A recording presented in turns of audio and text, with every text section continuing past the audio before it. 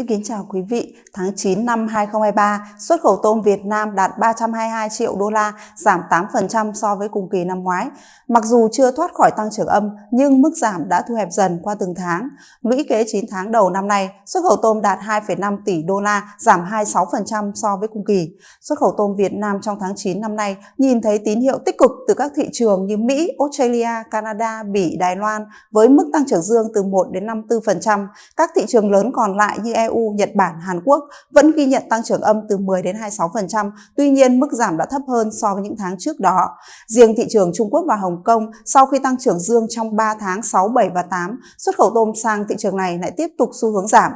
Tháng 9 năm 2023, xuất khẩu tôm sang Trung Quốc và Hồng Kông giảm 13%, đạt 61 triệu đô la. Xuất khẩu tôm sang thị trường này giảm trong tháng 9 sau khi tăng trưởng dương liên tiếp trong 3 tháng 6, 7 và 8. Lũy kế 9 tháng, xuất khẩu tôm sang thị trường này đạt 454 triệu đô la, giảm 6%. Sau kỳ nghỉ lễ dài gồm Tết Trung Thu và ngày Quốc khánh ở Trung Quốc, nhu cầu tiêu thụ tôm ghi nhận giảm, tồn kho cao trước đó do Trung Quốc nhập khẩu nhiều tôm từ Ecuador. Sự kiện xả nước thải hạt nhân từ Nhật Bản cũng được cho là có ảnh hưởng tới nhu cầu tiêu thụ thủy sản nói chung, trong đó có tôm tại thị trường Trung Quốc. Dự kiến trong quý cuối năm nay, nhu cầu tiêu thụ tôm của Trung Quốc cũng chưa thể phục hồi. Mỹ được coi là thị trường có xu hướng tích cực về nhập khẩu tôm từ Việt Nam khi xuất khẩu tôm sang thị trường này tiếp tục tăng trưởng dương trong tháng 9, đánh dấu tháng thứ 3 liên tiếp tăng trưởng dương. Xuất khẩu tôm sang thị trường Mỹ trong tháng 9 ghi nhận mức tăng trưởng cao nhất so với 2 tháng trước đó, với mức tăng 23% so với cùng kỳ năm ngoái. 9 tháng đầu năm nay, xuất khẩu tôm sang Mỹ đạt 520 triệu đô la, giảm 23%.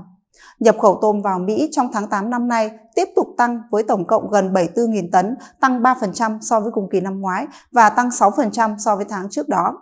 Ấn Độ, Ecuador và Indonesia tiếp tục là 3 nguồn cung tôm lớn nhất cho Mỹ. Cùng với xu hướng tăng nhập khẩu tôm, dự báo tăng trưởng kinh tế Mỹ cũng khả quan hơn. Theo IMF, kinh tế Mỹ dự báo sẽ tăng trưởng 2,1% trong năm 2023. Mỹ là nhà xuất khẩu năng lượng ròng nên thu lợi nhuận nhiều hơn khi giá năng lượng tăng do tác động từ cuộc chiến Nga-Ukraine. Bên cạnh đó, chi tiêu tiêu dùng tại Mỹ cũng khá ổn định, ít chịu tác động từ các biện pháp tăng lãi suất. Với những tín hiệu tích cực hơn từ các thị trường như Mỹ, Canada, Australia, nhu cầu tôm chế biến sâu có xu hướng tăng vào dịp lễ cuối năm, xuất khẩu tôm Việt Nam trong những tháng cuối năm nay tiếp tục thu hẹp mức giảm và ghi nhận kết quả tích cực hơn nửa đầu năm. Xin cảm ơn quý vị đã chú ý theo dõi.